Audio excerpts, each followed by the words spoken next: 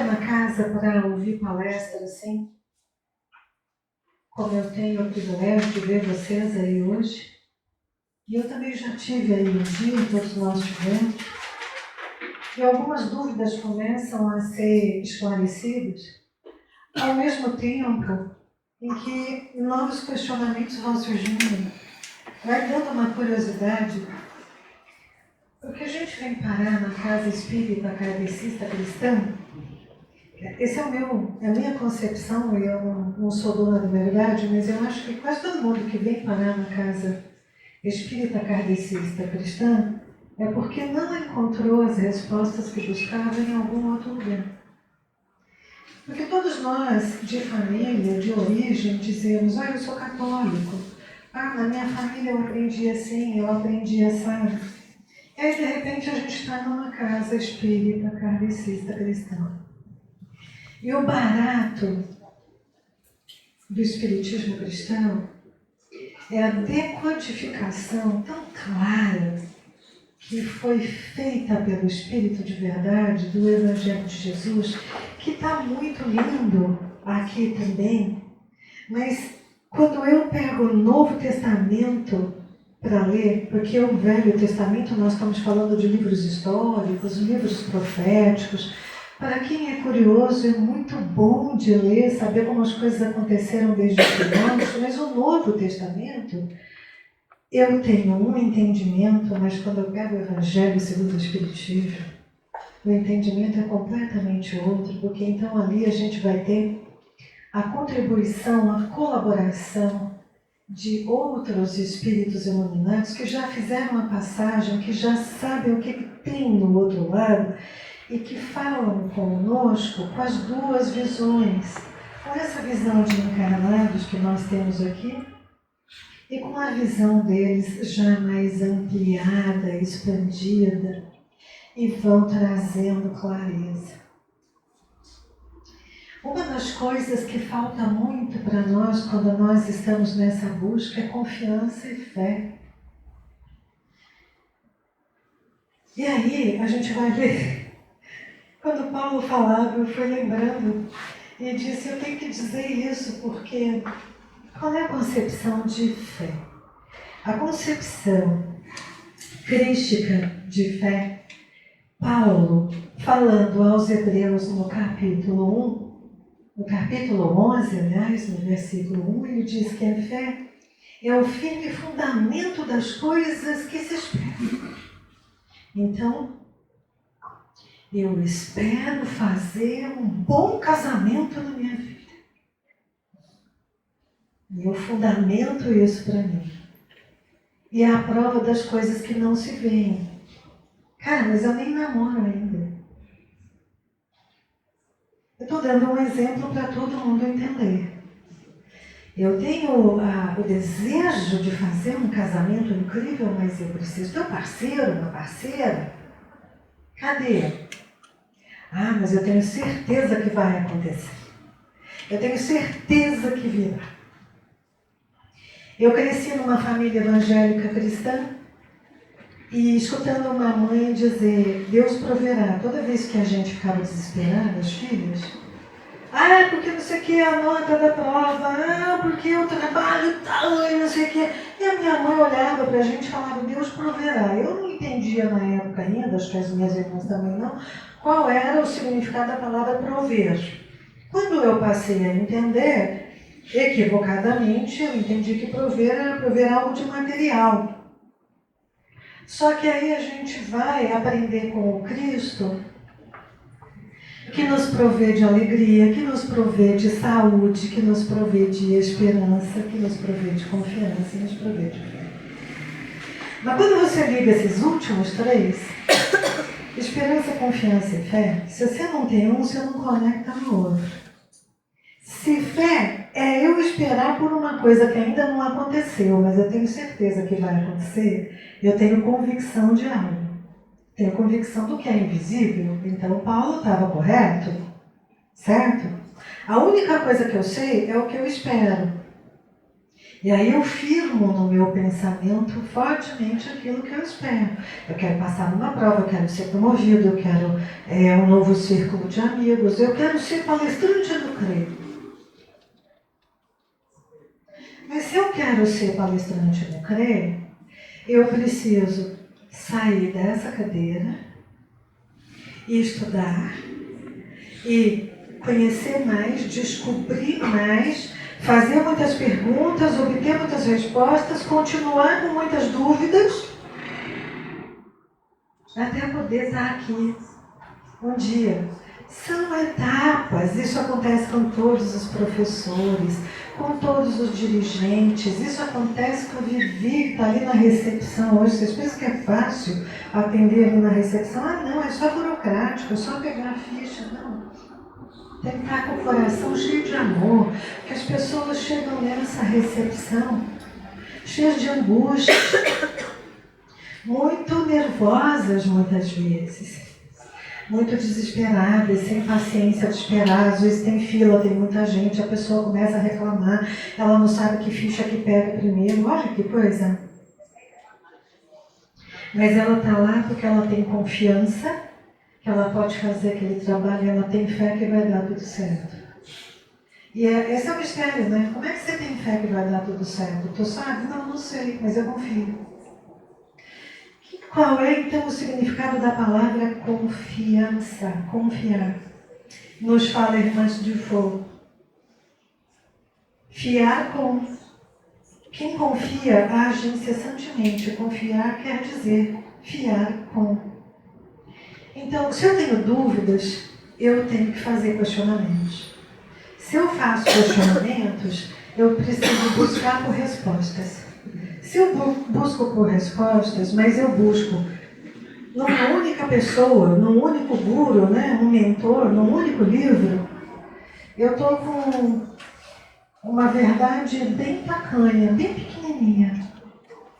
Então eu preciso conhecer outros olhares, eu preciso buscar, eu preciso fazer o que é necessário para chegar onde eu quero, seja trabalhar na recepção, ser palestrante, fazer um belo casamento, ganhar mais, seja lá o que for, não importa.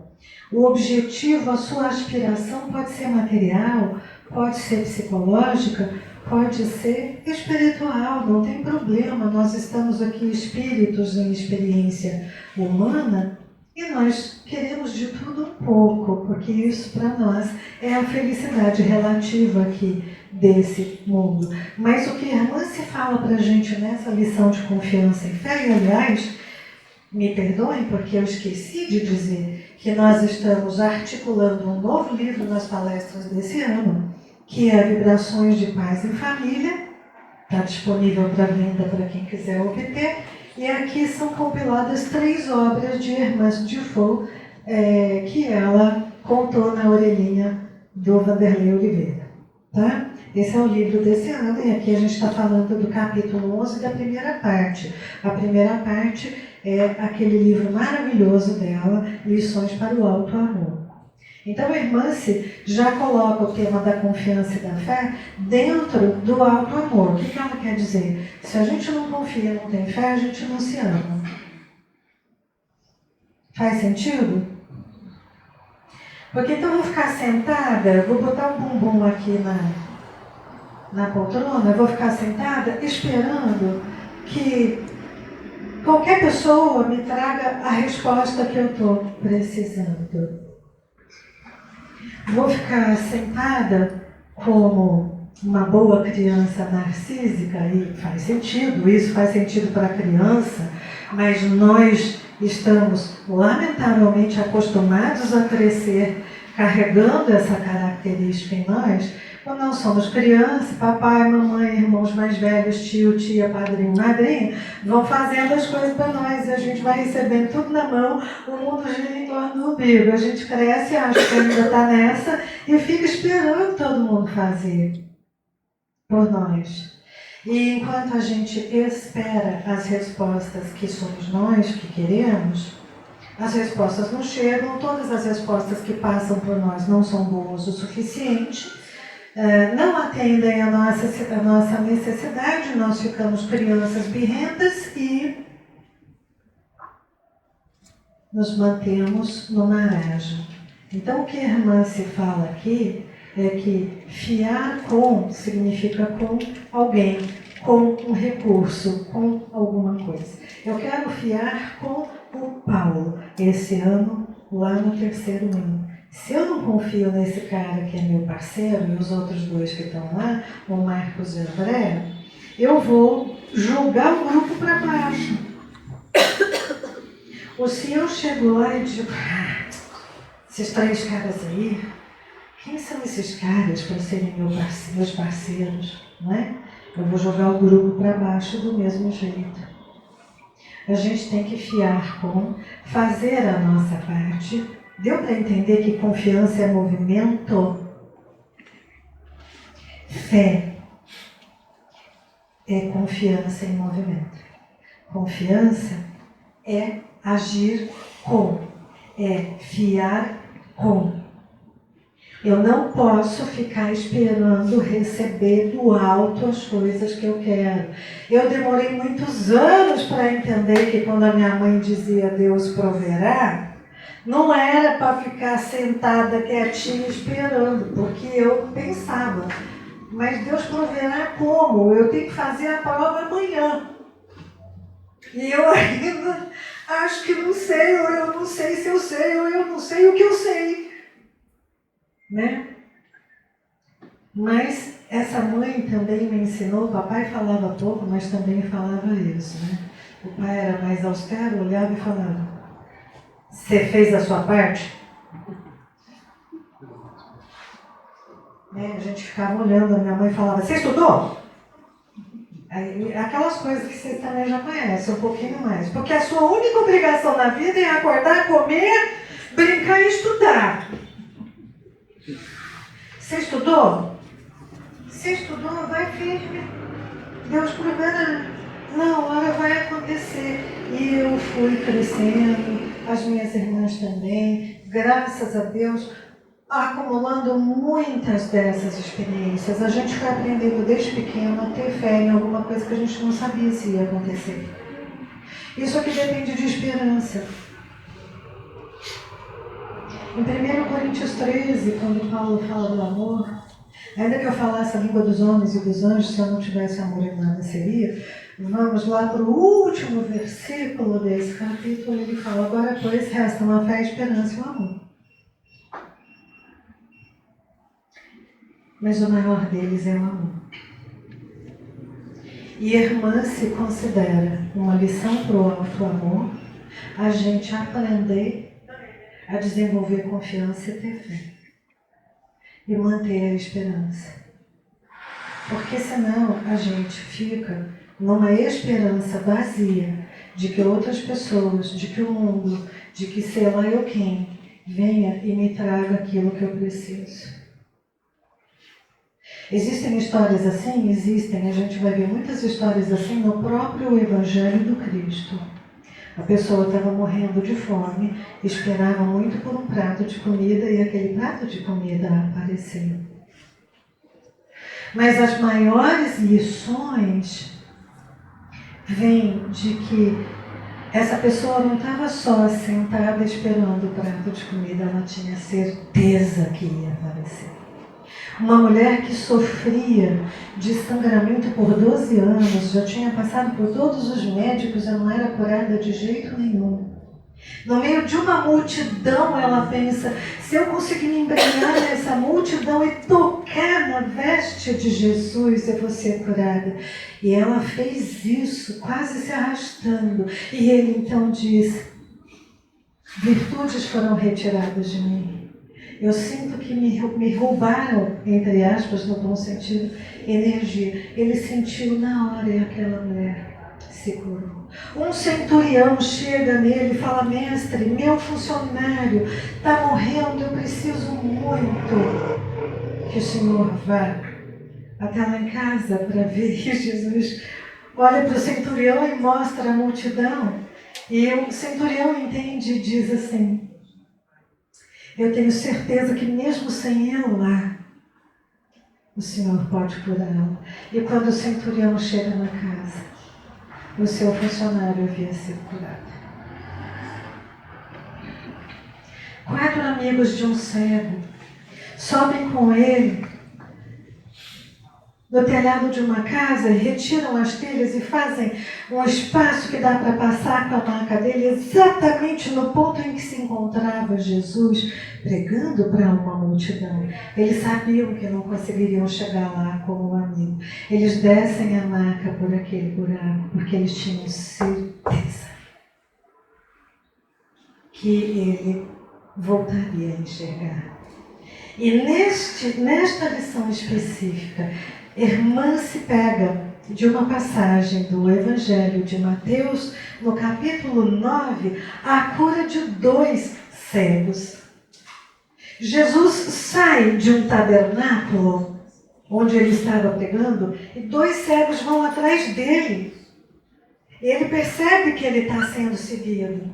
Ele volta-se para trás e fala: o que vocês querem? E os cegos falam: a gente quer voltar a ver. Ele tocou então os olhos dele, dizendo, os olhos dos 2 cegos, dizendo: seja-vos feito segundo a vossa fé. No momento que ele diz: seja-vos feito segundo a vossa fé, eles voltam a enxergar. Mas se não houver confiança que isso possa acontecer, a confiança sustenta a fé. Deu para entender a sequência? Eu espero por alguma coisa, todos nós esperamos. Mas eu preciso fiar com. Ir bem na prova, eu tenho que fazer a minha parte, eu preciso estudar. E uma vez que eu sento para fazer aquela prova, eu preciso fazer florescer dentro de mim a certeza de que eu vou conseguir ali o resultado almejado. É sobre isso, confiança e fé. Quantas oportunidades na vida nós temos para fazer isso? Hoje, amanhã e sempre? Que assim seja. Que Jesus nos ensine a fiar com fé. Assim seja. Graças a Deus.